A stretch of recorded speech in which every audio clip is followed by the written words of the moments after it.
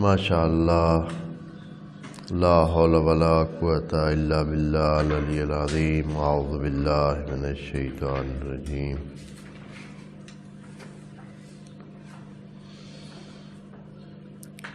بسم اللہ الرحمن الرحیم الحمد للہ وکفی والصلاة والسلام علی عبادہ الذین اصطفی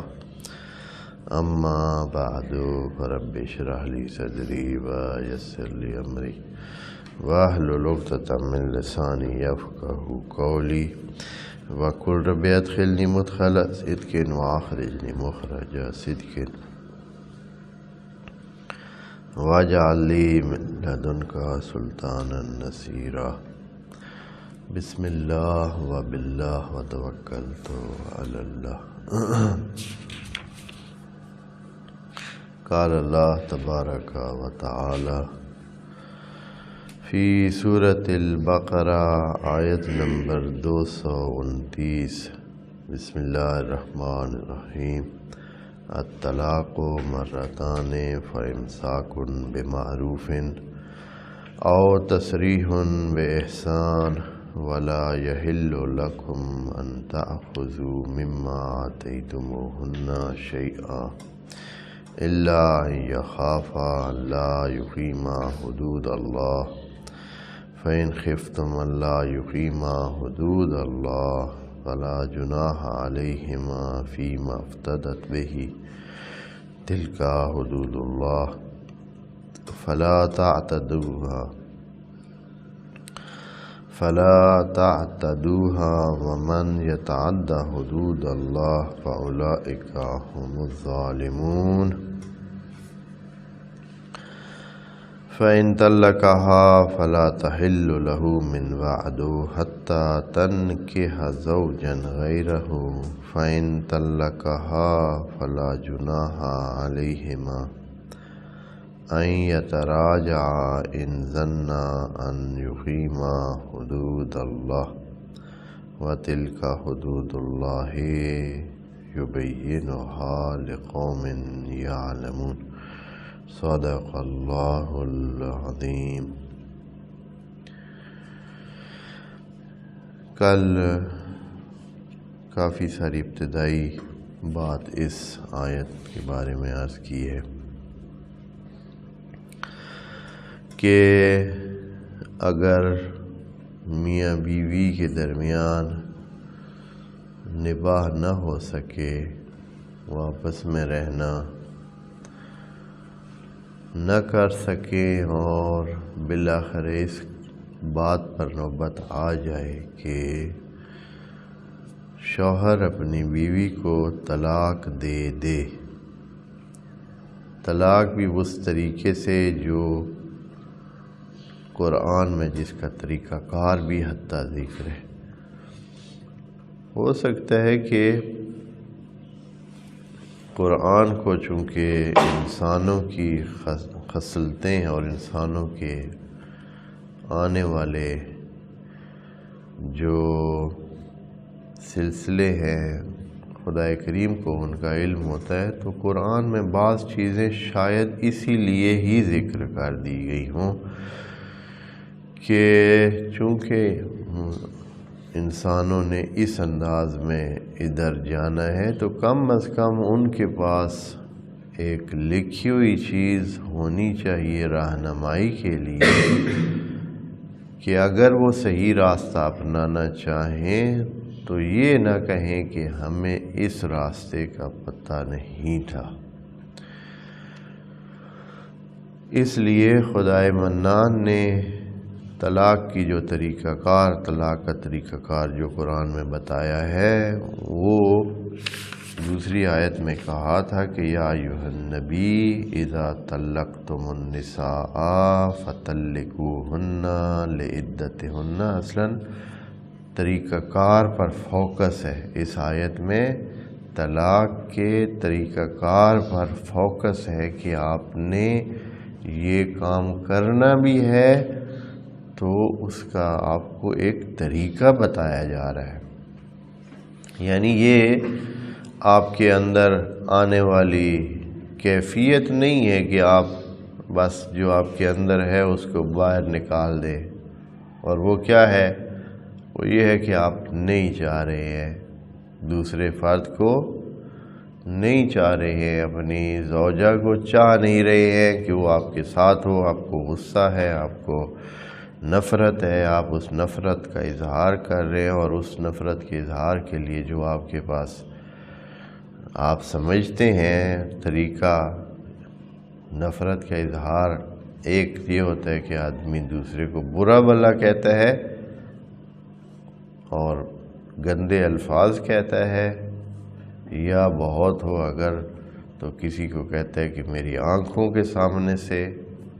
دور ہو جاؤ، دفع ہو جاؤ، فلاں ہو جاؤ، اس طرح ہو جاؤ۔ ہاں، اور پھر خواتین کے حوالے سے ایک بنی بنائی ہوئی چیز ہے، اور وہ ہے طلاق۔ تو حقیقت میں طلاق کے یہ غصے میں جو الفاظ ادا اکثر کیے جاتے ہیں اور اکٹھی 3 طلاقیں دی جاتی ہیں، یہ ہوتی ہی اسی قسم کی کیفیت میں ہیں جب انسان اپنے اندر کی کیفیت کو اظہار کر رہا ہوتا ہے۔ تو بہرحال خدا کریم نے یہاں یہ طریقہ کار بتا کر یہ بتا دیا ہے کہ یہ سوچ سمجھ کا کام ہے، یہ عقل مندانہ کیفیت کا کام ہے، یعنی نہیں تو اس حالت میں خدا کریم کو بتانے کا کوئی تک نہیں بنتا ہے اگر بندہ اپنے ہوش و حواس میں اور اپنے عام حالت میں ہو ہی نہیں۔ اس کے ساتھ تو یہ بات ہی غیر ضروری ہے، بات ہی غلط لگ رہی ہے۔ ایک بندہ ہوش میں ہی نہیں ہے تو آپ اس کو یا ایھا النبی اذا طلقتم النساء فطلقوہن لعدتہن، آپ یہ دیکھ لیں کہ ان کا عدہ شمار ہو سکے تب طلاق دیں، عدہ شمار ہو سکے، اور عدہ تو شمار ہو سکتا ہے تب جب آدمی کو پتہ ہو کہ خاتون حیض کی حالت سے کیا ہے، خالی ہے۔ اسی لیے فقہ میں بتا دیا گیا ہے کہ حیض کی حالت میں طلاق نہیں ہو سکتی ہے، اگر خاتون حیض کی حالت میں طلاق نہیں ہو سکتی۔ تو یہ چیزیں خود و دلیل ہیں کہ عقل موجود ہو، ٹھنڈے بالکل دماغ سے آدمی سوچ سمجھ کر اس چیز کو انجام دے۔ غصے کی حالت میں تو یہ صورتحال واقعی نہیں ہو سکتی، اس لیے بعض فقہاء نے شرائط میں سے یہ شرائط رکھی ہیں کہ کیا ہے، غصے کی حالت میں دی ہوئی طلاق ہوتی نہیں ہے، اس لیے کہ پھر تو وہ اس قول کا مخاطب ہی نہیں ہو سکتا ہے۔ اس کو یہ کہ آپ کہیں کہ قانون کے مطابق چلے، جیسے کہ باقی کام غصے میں ہوتے ہیں، جو آدمی غصے میں ایک دوسرے کو نقصان پہنچا دیتے ہیں، اس وقت آیا وہ قانون کے بارے میں کچھ سوچ سکتے ہیں؟ قانون کا سوچیں تو پھر کچھ بھی نہ کہیں، نہیں سوچ سکتے ہیں۔ اس وقت وہ اپنے اندر کی جو ان کا وہ ہے کیفیت ہے، اس سے وہ نجات حاصل کرنے کی کوشش کر رہے ہیں، جو کہ غصہ ہے۔ اس غصے کو دوسرے پر نکال رہے ہوتے ہیں۔ خوب، تو یہاں یہ چیز تقریباً کل عرض کر دیا، اب اس کا ترجمہ اور تھوڑی وضاحت کرتے ہیں، اور 1-2 باتیں اور بھی آئیں گی انشاءاللہ۔ الطلاق مرتان، خدا کریم نے وضاحت کر دی کہ یہ جو طلاق دینے کا سلسلہ ہے یہ 2 دفعہ ہے، اور خود یہ وقفہ بتاتا ہے کہ یہ کوئی وقفے والی چیز ہے، ایسے نہیں ہے۔ وَإِلَّا یہ الطلاق مرتان، یہ 3 طلاق والے میں کیسے؟ یہ تو خدا کریم کی اس قول کی بھی کیا ہو جاتی ہے، نفی ہو جاتی ہے۔ اللہ کہہ رہا ہے کہ 2 دفعہ طلاق ہوتی ہے، الطلاق مرتان۔ تو یہاں کچھ لوگ یہ کہہ سکیں گے کہ اے اللہ، ہمارے پاس تو 2 طلاقوں والا نظام ہی نہیں ہے، ہم تو کھڑے کھڑے کیا کرتے ہیں، ہمارے والا آپشن تو آپ ذکر ہی نہیں کر رہے۔ دو ہو تو ہم کہیں کہ آپ کا قاعدہ قانون جاری ہوتا ہے، یہاں تو سرے سے ہوتی کیا ہے، 3 ہوتی ہیں۔ تو یعنی خدا کریم کے اس واضح قول کی یہ جو 3 طلاقیں اگر کوئی اکٹھی جاری کرتا ہے، وہ سمجھے کہ 3 طلاقیں، تو اصلا خدا کے اس قول کو کیا کرے گا؟ الطلاق مرتان، طلاق ہوتی ہی 2 دفعہ ہے، تیسری دفعہ تو بالکل طلاق نہیں ہے، وہ تو خاتمہ ہے، خاتمہ بالکل ہے۔ بس طلاق ایسی چیز ہے جس میں واپسی کا چانس ہوتا ہے، طلاق ایسی چیز ہے جس میں واپسی کا چانس ہوتا ہے، لیکن جب واپسی کا چانس نہ ہو، اس لیے طلاق و مرتان، حالانکہ ہم کہہ سکتے ہیں اللہ وہ تیسری بھی تو طلاق دے گا تو تب نہ، لیکن خدا کریم کی نظر میں وہ طلاق نہیں ہے، وہ ایک قسم کا پورے سسٹم کا خاتمہ ہے۔ پھر آپ جو ہے نا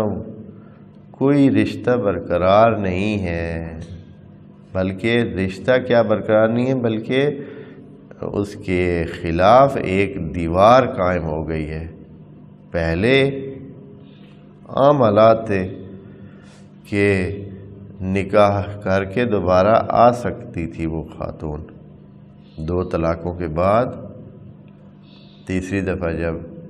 یہ چاہتے اگر تو نکاح کر سکتے تھے اور پھر رشتہ جوڑ سکتے تھے، لیکن تیسری طلاق جو ابھی ذکر آگے ہو رہا ہے اگلی آیت میں، تیسری طلاق کے بعد ایک دیوار قائم کر دی ہے۔ اللہ نے کہا ہے کہ نہیں، اب آپ کے اور اس خاتون کے درمیان یہ دیوار ہے، اب آپ کا رشتہ نہیں ہو سکتا ہے، مگر یہ کہ وہ اس پروسیجر جو آگے ذکر ہوگا اس سے گزرے، کہ وہ کسی اور جگہ شادی کرے اور پھر جو ہے وہ بندہ اپنی مرضی سے اسے چھوڑے، پھر آپ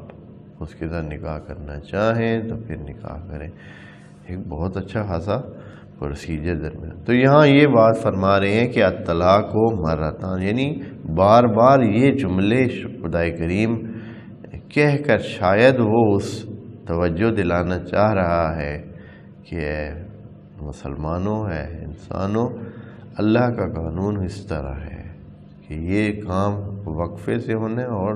اس طرح ہونے، پھر طلاق و مرتان کہہ کر مزید جو ہے وضاحت کر دی۔ پھر کیا فَإِمْسَاكٌ، تو اس کے بعد اگر آپ 2 دفعہ طلاق دے چکے ہیں، اس کے بعد پھر آپ نے رشتہ جوڑ لیا ہے، درمیان میں اس میں یہ بات موجود ہے کہ رشتہ جوڑ لیا، وَإِلَّا طلاق کے بعد تو فَإِمْسَاك نہیں ہو سکتا ہے نا، فَإِمْسَاك تو تب ہوتا ہے کہ جب آپ کے پاس وہ خاتون آ جائے۔ امساک کا مطلب ہی یہی ہوتا ہے کہ کسی چیز کو آپ اپنے پاس رکھیں، یعنی آئی ہوئی چیز کو روک رکھیں، دور نہ ہونے دیں، ہاں روک رکھیں، جیسے کہ خدا کریم نے فرمایا ہے کہ ما یفتح اللہ للناس فلا ممسک لہ، ہاں کوئی بندہ اگر اللہ چاہے کسی کے لیے آسانیاں پیدا کرے، اس کو کوئی چیز دینا چاہے، فلا ممسک لہ، کوئی روک نہیں سکتا ہے۔ یعنی ہمیں انسانوں کو سمجھانے کے لیے خدا کریم نے یہ کہا ہے کہ آپ اگر یہ سمجھتے ہیں کہ مثلا اللہ آپ کو کوئی چیز دینا چاہتا ہے تو مثلا فلاں مانع ہو جائے گا، فلاں رکاوٹ ہو جائے گا، وہ اس طرح کہے گا، میرے کام میں خرابی کوئی ڈال دے گا، یہ غلط فہمی ذہن سے نکال دیں۔ جب وہ چاہتا ہے کہ آپ کو کوئی، آپ کے نصیب میں کوئی چیز ہے تو فلا ممسک لہ، کوئی اس کو روک نہیں سکتا ہے، وہ پھر آپ کو پہنچے گی۔ وَمَا يُمْسِكْ فَلَا مُرْسِلَ لَهُ مِنْ بَعْدِهِ، اور اگر کسی چیز کو اللہ آپ سے روکنا چاہ رہا ہے کہ آپ تک نہ پہنچے، آپ کے نصیب میں نہ ہو، تو پھر یہ مت سمجھے کہ آپ کوشش کریں گے، ادھر بھاگیں گے، ادھر بھاگیں گے، یہ کریں گے، وہ کریں گے، فَلَا مُرْسِلَ لَهُ، تو کوئی آپ کو اس کو آپ کی طرف آنے نہیں دے گا، یعنی وہ رحمت آپ کی طرف آئے گی نہیں۔ بہرحال یہ وہی امساک کا لفظ ہے جو ادھر ہے۔ فَإِمْسَاكٌ یعنی پھر روک رکھے، جب وہ نکاح اب تیسرا نکاح ہوا ہے تو کیا کرے؟ فَإِمْسَاكٌ اپنے پاس اس کو رکھے، بِمَعْرُوفٍ بِمَعْرُوفٍ یعنی جس طرح کا سارے لوگ رہ رہے ہیں، جس طرح سارے لوگ رہ رہے ہیں، یعنی زندگی کے سارے اونچ نیچ اوک سوک یہ وہ سارے کام ہوتے ہیں، یہ سارے معروف ہیں۔ ہاں یہ نہیں کہ پھر اس طرح کوئی کہے کہ کبھی کوئی بات ہی نہ ہو، کبھی کوئی اوک ہی نہ ہو، نہ اس پارٹی پر ہو نہ اس پارٹی پر ہو، ایسے نہیں۔ بِمَعْرُوفٍ یعنی جیسے سب لوگ رہ رہے ہیں تو انسان جو ہے وہ زیادہ تر انسان اکٹھے رہ لیتے ہیں اور پوری زندگی رہتے رہتے ہیں، بیسیوں دفعہ مسائل بھی پیدا ہوتے ہیں، خرابیاں بھی ہوتے ہیں، اوکھ بھی آتے ہیں، سوکھ بھی آتے ہیں، خوشیاں بھی آتی ہیں، غم بھی آتے ہیں، ہاں جی۔ تو یہ سارے سلسلے کیا ہیں؟ یہ سارا سلسلہ یہ معروف سارا یہ ہے۔ آپ کہیں نا کہ یہ اس میں سے مثلا یہ والا حصہ یہ نہیں ہوگا، یہ نہیں ہوگا، یہ ہونا چاہیے، یہ اتنی زیادہ ہونا چاہیے، اتنا کم ہونا چاہیے، نہیں۔ معروف زندگی میں ہر قسم کے مسائل ہوتے ہیں، معروف ہے، یہ چیز ایسی نہیں ہے۔ مثلا کوئی بھی خوشحال ترین جو مثلا جوڑی ہے وہ بھی کہے نا کہ کبھی ان کے آپس میں کوئی سلسلے اوکھ سوکھ نہیں ہوئے، تو یہ نہیں ہوگا۔ الطلاق مرتان فإمساک بمعروف، تو اب جب تیسری دفعہ کسی نے نکاح جوڑا ہے تو اس کو رکھے معروف کیفیت میں، او تسریح بإحسان، یا یہ ہے کہ اگر چاہتا ہے کہ نہ رکھے تو پھر تسریح بإحسان کرے، یعنی اس خاتون کو فارغ کرے، آزاد کرے، اور وہ بھی بڑے اچھے طریقے ساتھ، بإحسان۔ یہ خدا کریم نے بڑا ایک قسم کا اپنی بندگی کے لیے ایک بہت بڑا زینہ رکھ دیا ہے۔ یہ سٹیپ کرنا بڑا مشکل ہے، عام طور پر یہ ہوتا ہی نہیں ہے، یعنی انسانوں کے بس عام طور پر اس میں نہیں ہے۔ بإحسان کہہ کر خدا کریم نے اپنے جو مومن ہیں، مسلمان ہیں، کم از کم ان کو کہا ہے کہ اور نہیں تو لڑائی جھگڑے کی صورت نہیں رکھیں گے۔ بإحسان کہہ کر کہا ہے کہ یعنی ایسے انداز میں کریں کہ اچھا لگے، دوسرے کو اچھا لگے، حالانکہ اس کو طلاق ہو رہی ہے، لیکن آپ کا رویہ، آپ کا انداز، آپ کا سلسلہ حتیٰ اس عمل میں بھی اس انداز کا ہے کہ احسان لگے، اچھائی لگے کہ یہ بندہ جو ہے وہ اتنے اس قسم کی حالت میں بھی، جبکہ وہ سختی سے چاہ رہا ہے کہ یہ بندہ اس کی زندگی سے نکل جائے، لیکن اس کو نکالنے کے لیے بھی جو طریقہ کار اپنا رہا ہے وہ کیا ہے؟ بڑا ہی خوش اسلوبی اور بہت ہی اچھا ہے۔ یہ کام کون کرے گا؟ اب اس کے بعد پھر مومنوں کی کتنی وہ رہ جاتی ہے، کتنے مومن، یہ خدا سب کو اس قسم کے مسائل سے بچائے، لیکن یہ ہے کہ کتنا مشکل ہے یہ جو خدا کریم چاہ رہا ہے انسان سے۔ اس کے بعد فرماتے ہیں کہ اب ایک اور چیز کی باری آتی ہے، یہ بھی بہت بڑا مسئلہ ہے۔ جب یہ طلاق کا مسئلہ پیش آتا ہے تو پھر جو کیفیت ہوتی ہے دونوں پارٹیوں میں وہ یہ ہوتی ہے کہ دوسرے کے ساتھ وہ بھلا نہیں کرنا چاہتا ہے، جس کو طلاق ہو رہی ہوتی ہے وہ بھی کوئی بھلا نہیں کرنا چاہتی، جو طلاق دے رہا ہوتا ہے وہ بھی ایسے بڑی خوشی سے تو وہ شاید نہیں کر رہا ہوتا ہے۔ اکثر تو یہ ہوتا ہے کہ مسائل ہوتے ہیں، جھگڑے ہوتے ہیں، آپس کے اختلاف ہوتے ہیں، جس کی وجہ سے یہ سلسلے ہو رہے ہوتے ہیں، تو وہ بھی تو اب پیش یہ مسئلہ آتا ہے کہ اس سے پہلے زیادہ تر یہی ہوتا ہے کہ شوہر کی طرف سے کچھ چیزیں اس خاتون کو دی گئی ہوتی ہیں، جیسے مہر دیا جاتا ہے، صداق، تو حق مہر جسے ہماری زبان میں بولتے ہیں حق مہر، وہ دیا جاتا ہے، یا اس کے علاوہ کئی تو ہوتے ہیں جو شادی سے پہلے اور شادی کے بعد بے حساب تحفے جو ہے وہ کیا کرتے ہیں، نچھاور کرتے ہیں کہ بھائی ہاں جی یہ بھی اس کے نام، یہ بھی اس کے نام، یہ بھی سسرال کی طرف سے یہ لے لیں جی، مثلا اتنا جگہ اس کے نام کرا دی ہے بھائی، یہ فلاں اس کے گھر نام کرا دیا ہے جی، وہ کرا دیا ہے، 10 سیٹ سونے کے ڈال دیے ہیں، پتہ نہیں 5 سیٹ دے دیے ہیں، کیا کیا چیزیں سلسلے۔ اب طلاق کی نوبت آئی ہے، پھر کیا کریں جی آپ؟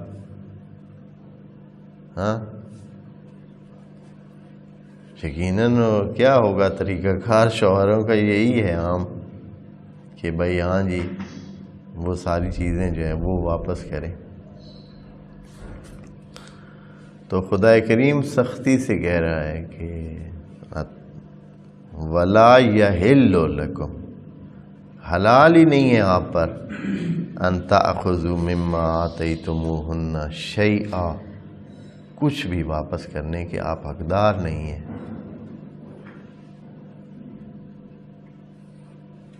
دیا ہوا جو آپ نے ہے اس میں سے کچھ بھی واپس کرنے کے آپ حقدار نہیں ہیں، جو دے دیا ہے اب وہ انہی کا ہے۔ اب یہ کہ آپ اس کو واپس کرنے کے لیے کریں، طلاق کی صورت میں نہیں کر سکتے، جائز نہیں ہے۔ یہ عام حالات کا حکم ہے، اس میں 2-3 باتیں ہیں۔ اس میں ایک تو یہ ہے کہ یہ سب لوگ ایسے نہیں ہوتے ہیں، سب لوگ اس طرح نہیں کرتے ہیں۔ اکثریت، غالب اکثریت جو ہے وہ ایک بہت ہی معمول سا آپس میں سلسلہ رکھتے ہیں، یعنی جو رائج چیزیں ہیں کچھ، ہاں بھئی اتنا جو ہے نا دینا پڑے گا، اتنا جو ہے نا وہ آپ مثال کے طور پر اتنا سونا آپ دیں گے، اتنا جو ہے، یعنی بالکل ہی بہت ہی معمولی قسم کے سلسلے ہوتے ہیں۔ اکثریت لوگوں کی وہ زیادہ سلسلے بہت بڑے بڑے نہیں کرتے ہیں، تو یہ اکثریت کے لیے یہ حکم ہے۔ یہ جو کیونکہ انہوں نے کیا کر رہا ہوتا ہے، بالکل ایک نارمل سے کچھ مناسب سے جو رائج ہوتے ہیں سلسلے اتنے کیے ہوئے ہوتے ہیں، یعنی ٹوٹل بہت سارے تو ایسی فیملیاں بھی ہیں جنہوں نے بہت ہی کیا کیا ہوتا ہے، بہت ٹوٹل مشکل سے ٹوٹل پورا کیا ہوا ہوتا ہے کہ بھائی، اور کئی تو ایسے بھی دیکھے ہیں کہ انہوں نے سونے کی جگہ وہ جو ہے سنیارے سے بات کر کے پیتل کے وہ بنا کے دے دیتے ہیں، بھائی چلے بھائی ٹوٹل جو پورا کرنا ہے، ہاں بعد میں پتہ چلتا ہے ان بیچاروں کو کہ یہ ہو گیا کہ وہ سونے کے بھی نہیں، نقلی سونے کے یا کسی اور چیز کے جو ہے نا وہ بنوا کے دے دیے، اور یہ ہوا ہے۔ ہاں میں یعنی یہ جو بات کہہ رہا ہوں یہ ہوا ہے اس طرح۔ تو جو عام ہیں ان کے لیے یہی حکم ہے کہ جو کچھ دے چکے ہیں اس کو واپس اب نہیں دینا ہے۔ ابھی آپ جن ایریاز میں ہم رہتے ہیں اور اکثریت جو ہے، اکثریت لوگوں کی وہ اسی تقریباً وہ جو دوسری طرف سے شرط ہوتی ہے کہ بھائی اتنا دیں گے آپ، تو وہی کچھ دیتے ہیں، کوئی بہت اس سے زیادہ بڑے بڑے ہدیے، بڑے بڑے تحفے سارے خاندان نہیں دے سکتے۔ اب کچھ ہوتے ہیں جو اس طرح بھی ہوتے ہیں جن کا ذکر ابھی آگے آ رہا ہے، تو عام حکم یہی ہے کہ واپس نہیں لینا ہے۔ اب یہاں سے نیا حکم شروع ہو رہا ہے، الا ان یخافا الا یقیما حدود اللہ، کچھ بھی لینے کے حقدار نہیں ہے واپس۔ شوہر کچھ بھی اپنا دیا ہوا، چاہے وہ مثلا ویسے خرچ بہت سارا اس کا کیا ہے، وہ کہے کہ میں نے آپ کو مثلا پڑھایا ہے، شادی کے بعد آپ کو مثلا ایم اے کروایا ہے یا فلاں کورس کروایا ہے، یا یہ ہے کہ آپ کے اس کام پہ میں نے اتنا خرچ کیا ہے، آپ کے فلاں کام پہ میں نے اتنا خرچ کر دیا ہے، ہاں تو آپ کہیں کہ وہ مجھے واپس دیں، تو ایسے نہیں ہو سکتے کچھ بھی۔ یہ جو عام روٹین کے سلسلے ہیں یہ جتنے وہ واپس نہیں کر سکتا ہے۔ یہاں خدا کریم کو یہ جو دو آگے جملے ہیں بڑے خاص قسم کے ہیں، الا ان یخافا اللہ یقیما حدود اللہ، مگر یہ کہ یہ میاں بیوی ان کو یہ خوف ہو کہ وہ حدود الہی پر قائم نہیں رہ سکیں گے۔ اب اس کا تعلق جوڑنا آسان نہیں ہے، اس جملے کا پچھلے جملے کے ساتھ تعلق جوڑنا بہت مشکل لگ رہا ہے، اور جیسے کہ روٹین ہے اکثر یہ جو ہے مترجمین اور مفسرین بڑی پتلی گلی سے جو کیا ہو گئے ہیں ادھر سے نکل گئے۔ بھئی یہ کیسے ہو سکتا ہے؟ بھئی بات ہے اس کی کہ شوہر نے پیسے یا وہ جو مال اموال دیا ہوا ہے اس خاتون کو وہ واپس نہیں لینا ہے، اگر طلاق دے رہا ہے تو طلاق دینے کی جدا ہونے کی صورت میں پھر آپ مال واپس نہیں لینا ہے۔ الا ان یخافا حدود اللہ،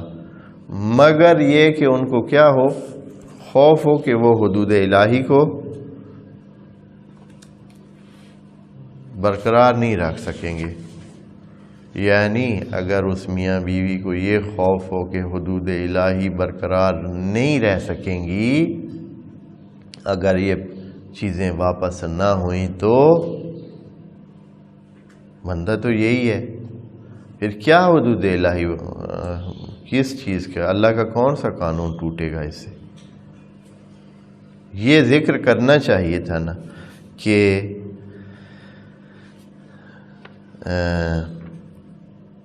بھائی کیوں اس طرح ہے۔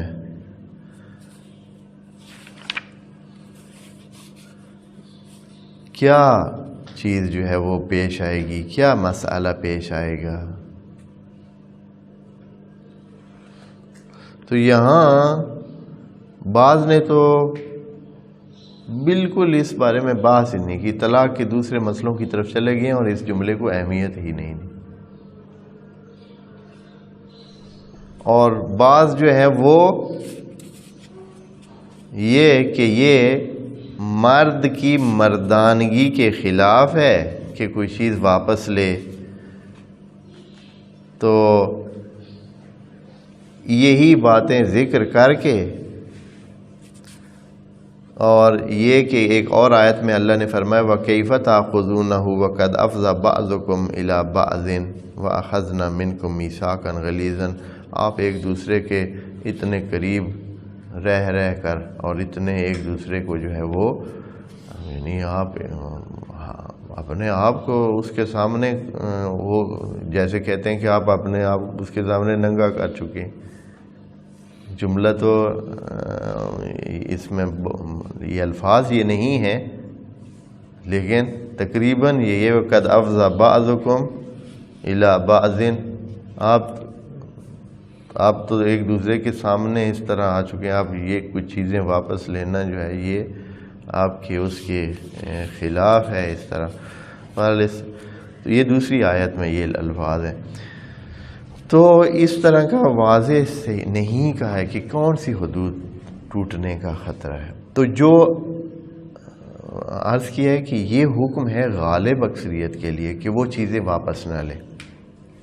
لیکن بعض گھرانوں میں یا بعض افراد میں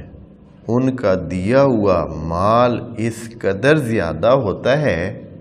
اتنے زیادہ وہ دے دیتے ہیں کہ اگر وہ واپس نہ کریں تو خوف ہوتا ہے کہ حدود الہی کو جو ہے توڑا جائے۔ مثال کے طور پر اس نے کتنی زمین مثال کے طور پر اس کے نام کرا دیے، اپنی زمینوں میں سے کرا دیے، بہت سارے مال اس کے نام، مثلا کارخانہ ہے اس کا آدھا حصہ اس نے اس کے نام کرایا ہوا ہے، اس کی فیکٹری ہے، اس کی فیکٹریاں ہیں، اس کے بہت سارے اموال ہیں، اس نے پہلے وہ جو میاں بیوی کے اچھے سلسلے ہوتے ہیں اس میں یا اس شادی سے پہلے ہی اپنے نام کے اس کے لیے جو ہے اس نے کیا کیا ہوا ہے، اس کے نام کرایا ہوا۔ اب جو ہے طلاق کی نوبت آ گئی ہے، یہ تو بہت مشکل ہوتا ہے۔ آپ نے جانا ہے؟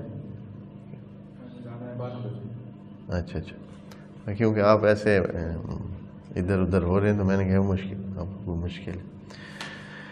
تو یہ جو ہے ایسے بعض اوقات یہ اللہ سے پتہ چلتا ہے۔ دیکھیں نا، آپ ایک بات سمجھانے کے لیے قرآن کی بات سمجھیں، اللہ کہاں لگتا ہے؟ اللہ ہمیشہ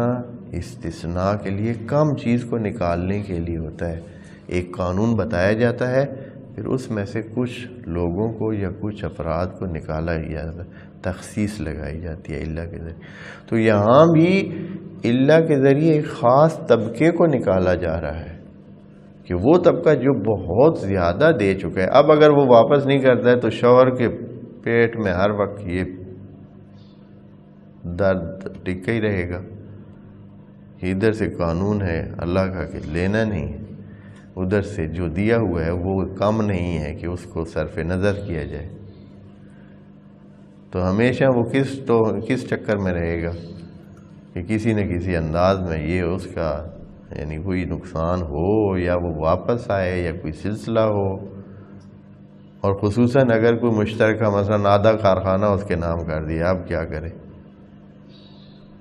ہاں، یا مثلا مشترکہ اکاؤنٹ کھلوایا ہوا ہے یا اور کتنے مشترکہ سلسلے کر لیتے ہیں یہ دوسرے، جس میں اگر یہ برقرار رکھتے ہیں دیا ہوا، اس کو حصے دار ہی ابھی تک رکھتے ہیں، اس خاتون کو حصے دار رکھتے ہیں اپنے اس کاروبار میں، تو کیا ہے؟ مسائل پیدا ہونے ہیں، پھر قائم رہنا مشکل ہے۔ یہاں آ کر اللہ کہتے ہیں کہ پھر بہتر ہے کوئی مطلب نہیں، اس سے کچھ حصہ طلاق کے زمانے میں طلاق دیتے ہوئے کچھ چیزیں اس سے واپس لینے میں کوئی حرج نہیں ہے، البتہ وہ جو پھر بھی وہ مصالحت کے انداز میں جو کچھ واپس دے دے، جتنا کچھ واپس دے دے تو آپ لے لیں۔ تو یہ ان کے بارے میں ہے۔ اسی طرح خاتون، یہ تو مرد نے واپس لینا ہے، اب خاتون کو کیا خطرہ ہے؟ سوال تو پیدا ہونا چاہیے کہ خاتون کو کیا خطرہ ہے؟ دونوں کی بات کی ہے نا، اللہ نے کہا اللہ یقیمہ حدود اللہ، کہ ان کو دونوں کو یا خافا یعنی خوف دونوں طرف سے ہے کہ وہ حدود الہی کو نہیں قائم رکھ سکیں گے دونوں۔ تو خاتون کو کیا خطرہ ہے؟ مرد کو تو چلو یہ ہے کہ اس کے تو بہت سارا مال ادھر گیا ہوا ہے خوف، ہاں حقیقت کی بات نہیں ہے کہ یہ واقع بھی ہوگا، خوف ہے۔ خوف یہ ہوتا ہے کہ آدمی چانس ہے کہ وہ کام ہو جائے، یہ نہیں کہ وہ حتماً ہوگا، ہو بھی سکتا ہے، چانس ہو گیا کہ خرابی ہو، خوف ہے۔ خوف ہمیشہ مستقبل کے بارے میں ہوتا ہے، یہ نہیں کہ وہ ہوگا۔ تو عورت کو کیا ہے؟ مرد کو تو یہ ہے کہ اس کو بہت سارا مال ادھر ہے، وہ کچھ نہ کچھ خرابی اس سے ہو جائے گی، خرابی کرے گا اس کو مال کو لینے کے لیے، یا ہر وقت سوچے گا اس بارے میں اور مسائل پیدا ہو سکتے ہیں۔ عورت کو کیا مسئلہ، وہ تو بہت سارا مال لے چکی ہے، تو اس کو کس بات کا خوف ہے؟ اب عورت کو بھی یہ خوف حتماً کہ یہ جو اتنا مال اموال ہے حتماً کیا کرے گا، یہ اس شخص کی جو سلسلے ہیں وہ اس کے ساتھ قائم رکھنے کا ایک وہ بنے گا، اتنے جو اموال ہیں۔ اب اس میں چاہے خود اموال اس عورت کے لیے مسائل بنائیں کہ وہ طلاق ہونے کے باوجود پھر بھی اس بندے کی اچھائیوں کو جو ہے وہ یاد رکھتے ہوئے اس کی طرف رغبت رکھتی ہو، نمبر ایک۔ دوسرا یہ ہے کہ یہ اموال اس کی دوسری زندگی میں خرابی کا باعث بنے۔ وہ جو دوسرا شوہر ہے یا دوسری جگہ جہاں وہ گئی ہوئی ہے،